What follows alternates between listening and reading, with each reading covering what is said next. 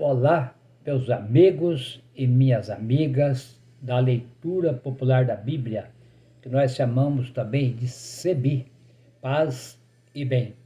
Então, nós estamos estudando neste semestre, nesses vídeos, sobre o livro de Atos dos Apóstolos. E o livro do Atos dos Apóstolos, desde o capítulo 1 até o capítulo final, que é o capítulo 28, é uma espiritualidade total. Nós vamos sempre falando de mística e espiritualidade. Espiritualidade e mística. Hoje nós vamos conversar sobre a casa do rei contra a casa de Maria. Uma luta desigual. É o capítulo 12 do livro do Atos dos Apóstolos, do versículo de 1 a 25. Veja só, logo após a ressurreição de Jesus, os discípulos eram perseguidos. O Pedro e todo o grupo, as mulheres, eram perseguidos pelos doutores da lei, pelos sacerdotes, era perseguido pela a equipe religiosa, aqueles religiosos que mataram Jesus. Mas Jesus não ficou morto e não está morto. Ele foi ressuscitado no terceiro dia. Então, essa é a grande notícia, é a bela notícia que eles estão vivendo. E o Pedro, que tinha o maior medo, aquele que negou Jesus 3 vezes, aquele que questionava lá nos evangelhos, agora o Pedro está na frente. Agora está na frente. Ele vai. Então, o encontro de hoje, nós vamos falar da igreja de Jerusalém. Lá naquela época, então, no ano 33, 34 da nossa era, Jesus foi morto na nossa era do ano 33. Agora estamos no ano 44. Olha, já passou-se 11 anos. E a comunidade começou a crescer. Nós vimos no vídeo anterior que a comunidade saiu, foi para Antioquia, foi para Damasco, foi para Pisídia e foi até chegar em Roma. Vamos chegar lá também no nosso curso. Olha que maravilha. Então, a perseguição começou a aumentar. Agora já não é mais da religião. Agora a perseguição é do rei Herodes contra a comunidade de Jerusalém. Muito bem. E hoje, como é que é? Hoje as comunidades são perseguidas também? A igreja denuncia? Sim, a igreja é perseguida e as comunidades denunciam. Não de um modo geral, não como uma igreja instituição, mas dentro da igreja tem aquelas linhas de pensamento que a gente chama de Bíblia na vida e a vida na Bíblia, outros chama de teologia da libertação, qualquer sentido chama, mas seguir o projeto de Jesus. Então, todos nós conhecemos Jesus a partir de Paulo, né, para cá, que o Paulo conheceu Jesus no ano 36, todos nós conhecemos Jesus a partir da fé. É o Cristo da fé. Mas quando a gente vai olhar aqui na Bíblia, tem o Jesus da história. É aquele Jesus que andou por essa terra de Israel, começando lá pela Galileia e foi quebrando barreiras até chegar em Jerusalém, aonde ele foi assassinado e ao mesmo tempo ressuscitado. E depois da sua... E quem que viu que Jesus foi assassinado? Quando eu li lá o Evangelho segundo Marcos, a gente vê que todos eles correram. Todos eles quem? Os discípulos correram. Está lá, capítulo 14 e 15 do Evangelho segundo Marcos. Mas tem algumas pessoas que não correram. É só olhar lá o Evangelho segundo Marcos, capítulo 15, 40 a 41.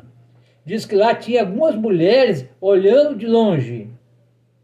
E eles e elas, então, são testemunha da morte de Jesus. E testemunha também a ressurreição. E ali são 4 pessoas. 3 mulheres e um homem.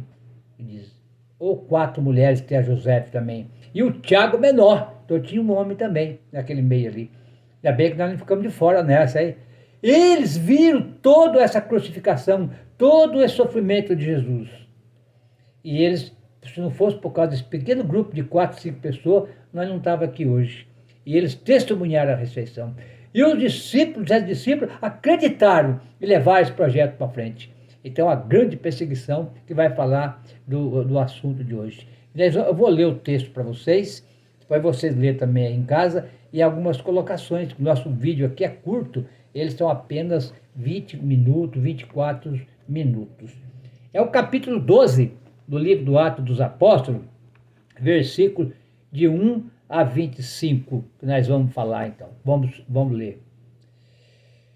No tempo do rei Herodes, começou a perseguir alguns membros da igreja e mandou matar a espada Tiago, irmão de João. Vendo que isso agradava os judeus, mandou prender também Pedro. Eram os dias da festa dos pães sem fermentos. Herodes o prendeu e o lançou na prisão, encarregando para a guarda 16 soldados, divididos em 4 grupos. A intenção de Herodes era apresentar Pedro ao povo, logo depois da festa da Páscoa. Enquanto Pedro era vigiado na prisão, a igreja orava intensamente a Deus em favor dele. Estava próximo o momento de Herodes apresentar Pedro ao povo. Nesta mesma noite, Pedro dormia entre 2 soldados. Estava preso com 2 correntes. E os guardas vigiavam diante da porta. Eis que apareceu o anjo do Senhor. E uma luz brilhou na cela. E o anjo tocou ao lado de Pedro e acordou, dizendo: levante-se depressa. E as correntes caíram no chão, da mão dele.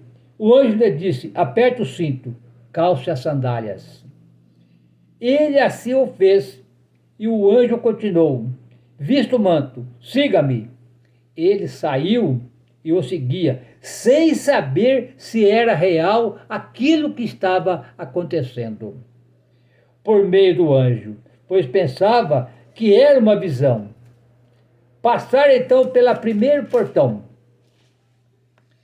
Chegaram ao portão de ferro que dava para a cidade. O portão abriu-se por si mesmo para eles. O portão, saindo, seguiam por uma rua, e de repente o anjo desapareceu. Então Pedro, voltando-se a si, disse: agora sei de fato que o Senhor enviou seu anjo e me libertou das mãos de Herodes e de tudo o povo judeu queria fazer comigo. E tendo compreendido, foi para a casa de Maria, mãe de João, também chamado Marcos. E aí muitos estavam reunidos e oravam. Bateu a porta de entrada. E uma empregada chamada Rosa, ou tem Bíblia que fala Rode, foi abrir. Ao reconhecer a voz de Pedro, ficou tão contente que nem sequer abriu a porta. Em vez disso, entrou correndo para contar que Pedro estava diante da porta. Eles disseram: você ficou louca? Mas ela insistia que era verdade. Então disseram: deve ser o anjo dele. E Pedro continuava batendo. Quando finalmente abriram e viram, ficaram espantados. E fazendo com as mãos um sinal para que ficassem todos calados. Pedro lhe contou como o Senhor havia tirado da prisão e disse ainda: contem isso a Tiago e aos irmãos. E saindo dali, seguiu para um outro lugar. Ao amanhecer, a confusão não foi pequena entre os soldados. O que teria acontecido com Pedro? Herodes mandou buscá-lo e não o encontrasse. Como não o encontrasse, interrogou os guardas e ordenou que fossem todos executados. A seguir desceu para a Judéia da Cesareia e permaneceu ali algum tempo. Herodes estava muito irritado com os tírios sidônios, então eles, de comum acordo, se apresentaram diante de Herodes, após convencer Blastus, o camareiro real, e pediam paz, já que a região deles recebia mantimento do território do rei. No dia marcado, Herodes vestiu-se com os trajes reais, tomou seu lugar na tribuna e fazia um discurso. Quando o povo começou a clamar, é a voz de um Deus, e não de um homem, no mesmo instante, o anjo do Senhor feriu Herodes, porque ele não glorificou a Deus, e foi comido por vermes e morreu. E a palavra de Deus crescia e se difundia. Depois de realizar o seu ministério em Jerusalém, Barnabé e Saulo voltaram, levando consigo João, também chamado Marcos. Então, meus amigos e minhas amigas, olha que história maravilhosa. Pedro matou Tiago, ou melhor, o Herodes matou Tiago. Prendeu Pedro e outro dia apresentar lá, porque era a festa da Páscoa. Lembra que apresentaram Jesus na festa da Páscoa também? E lá, o que aconteceu com Jesus? Jesus ou Barrabás? O povo bateu palma. Barrabás. Barrabás era o bandido. Escolheram o bandido, votaram no bandido. E Jesus foi condenado à morte. Agora a mesma coisa, o Herodes quer fazer com Pedro. Apresentar Pedro lá. Mas apresentou? Não. Por quê? Deus não deixou. O anjo do Senhor entrou na prisão. Pedro estava dormindo entre dois soldados, todo acorrentado. Tinha 16 soldados. Cada 2 horas, 4 cuidavam dele. Mas o anjo entrou, Pedro dormindo. Tocou no Pedro, Pedro acordou. Pedro, veste a tua túnica, calça a sandália, vem comigo. O Pedro não estava entendendo nada. Mas quando passou pelo primeiro portão, o segundo portão, deu para a rua, o anjo sumiu. Aí ele caiu em si, que era real. E quando chegou lá, o detalhe interessante, bateu na porta, a dona Rosa morreu de medo, foi correndo contar. Ele estava na casa da dona Maria. A dona Maria é onde se reúne, desde da morte de Jesus, depois da sua ressurreição, eles iam na casa de Maria. Reunia na casa da dona Maria. A dona Maria é mãe de João, certo? É mãe de João, é irmão do Tiago. O Tiago já tinha sido assassinado, que é o Tiago e João, filho de Zebedeu. Meus irmãos e minhas irmãs, o anjo do Senhor chegou lá. Ele passou por tudo aquilo e os guardas não viram. Olha só a tragédia. O Herodes, quando foi lá, mandou buscar, cadê o Pedro? Pedro estava longe. O Pedro estava lá em Cesareia, fora do domínio do rei Herodes. E o que aconteceu? Ele mandou matar todos os guardas. E ele vestiu os trajes real e foi enganar o povo. E o povo dizia, é Deus, é Deus! Mas daí ele foi corcomido, diz aqui a Bíblia, né? Por vermes e caiu morto. E a palavra de Deus corria por aí. Meus irmãos e minhas irmãs, a gente sabe que a Bíblia não é o pé da letra.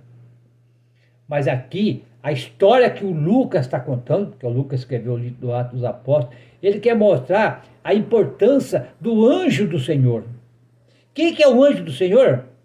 O anjo do Senhor é o próprio Deus. Lá no livro do Êxodo, diz que o anjo do Senhor se apresentou para Moisés e Araão.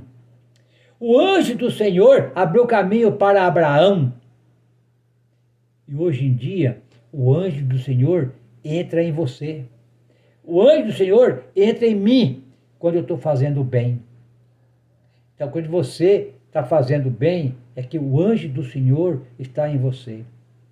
E hoje em dia nós chamamos também do Espírito Santo. O Espírito Santo também é o anjo do Senhor. E a violência do império contra a violência da comunidade de Jerusalém. Pedro não foi assassinado. Hoje, crianças, meus amigos e minhas amigas, a gente pergunta, mas será que a igreja hoje faz denúncia? Faz. A irmã Dorothy foi assassinada lá no Pará no ano 2005. 11 de fevereiro de 2005. Por quê? Porque ela estava denunciando a roubaria dos fazendeiros contra os pobres. O padre Josimo foi morto em 1989, porque ele denunciava. E muitas pessoas foram assassinadas por causa da palavra de Deus. D. Oscar Romero, no dia 20 de março de 1980, quando ele ergueu, aqui, vou pegar minha garrafinha aqui, quando ele ergueu o cálice, o bandido escondido atrás da coluna deu um tiro nele aqui, ó. Matou D. Oscar Romero. Por quê? Ele estava defendendo os pobres. E hoje nós temos associações de índios, nós temos associação de mães, nós temos a igreja engajada, sim, Senhor. Não como instituição geral, porque não dá para fazer isso. Mas a igreja está sempre lutando em favor dos pobres, através das comunidades eclesiais de base, através da leitura popular da Bíblia, através do grupo Fé e Política. Estamos levando essa palavra de Deus, levando esse Jesus da história que passou por aqui, ensinando eu e você a partilhar, ensinando eu e você a fazer o bem, ensinando eu e você curar os doentes, ensinando eu e você levar a paz. Eu levo a paz, eu sou a paz. Jesus Cristo disse aos vossos apóstolos, né? A gente lê na missa, toda vez que participa da missa, né? Eu sou a paz, eu vou levar a paz. Não importa nossos pecados, pecado nós vamos ter também. Então, muito importante nós continuar nesse nosso caminho. Muito bem, aqui tem uma pergunta que diz assim, o poder persegue quem incomoda ou desafia. Isso acontece hoje? É o que eu acabei de falar. Então, o capítulo 12, tá, colocando toda essa história numa linguagem daquela época, numa linguagem bíblica. Ah, mas então foi mágica? O Pedro estava lá dormindo. Agora, meus irmãos e minhas irmãs, que é o Pedro? Medroso.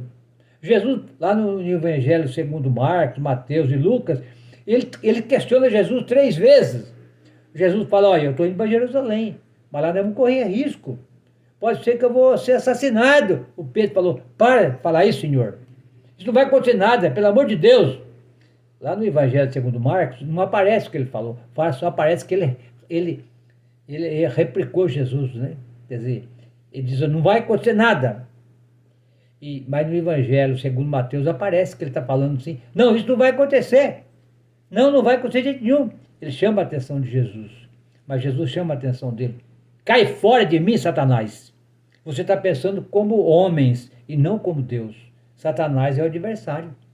E o Satanás está aqui no nosso meio hoje, está na política. O Satanás está na igreja. O Satanás está na nossa vida. O Satanás, eu quantas vezes não fui Satanás, quando eu estava aplaudindo os matadores. E quando você do outro lado aí, eu aqui, a gente fica aplaudindo a pena de morte, matando os matadores, nós somos Satanás, somos adversários de Jesus. Jesus nunca pregou violência. Jesus pregou a paz. Eu sou a paz. Leva a minha paz. Então, a nossa missão é levar a paz. Então, nesse estudo do livro do Atos dos Apóstolos, de ponta a ponta, nós vamos falar dessa metodologia da espiritualidade. Nós vamos falar de mística. A mística significa convicções. A mística significa aquilo que eu quero. Ninguém vai tirar nós do caminho. E a espiritualidade significa o quê? Estilo de vida. Viver em prol de um projeto. Que projeto é esse? O projeto de Deus. Então, meus queridos e minhas queridas, nós já estamos aqui, passa muito rápido, né? Eu vou dar uma olhadinha aqui rapidinho, nós falar um pouquinho. Naquele tempo, dá para nós falar ainda, Então, estava reunido na casa da Dona Maria, que era Maria, mãe de João Marcos, que depois passou o evangelista Marcos, tá? Evangelista Marcos. João Marcos é o evangelista Marcos. Estavam reunidos lá na casa dela. A casa naquela época tinha 3 tipos de casa.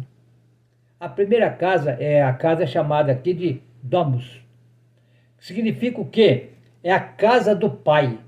Lá vem essa cultura lá da época do livro do Êxodo, aonde o pessoal, quando saiu do Egito e entrou na Terra Prometida, organizou-se em tribos. E as tribos se organizou em clãs. O clã significa casa do pai. E quem que toma conta ali? O patriarca. É o pai. Pai que manda em tudo. Nos filhos, nas filhas e na esposa. Essa é a cultura daquela época, é a casa do pai. É da época, minha época também. Quando eu tinha meus 10 anos de idade, na década de 50 para 60, quem mandava em casa era meu pai. Meu pai é um santo homem. Mas ele era a cultura daquela época, né? Então, primeiro de tudo, essa cultura da casa do pai. Segundo, para o imperador, o império era a casa do imperador. Então, quem manda na casa aqui é o pai, quem manda no império é o imperador. Então, 2 tipos de casa. O império era considerado a casa do imperador. O imperador era considerado Deus, o Deus, desde a época do Império Babilônio, o Império Persa, o Império Grego e o Império Romano. O imperador sempre é o Deus que toma conta ali.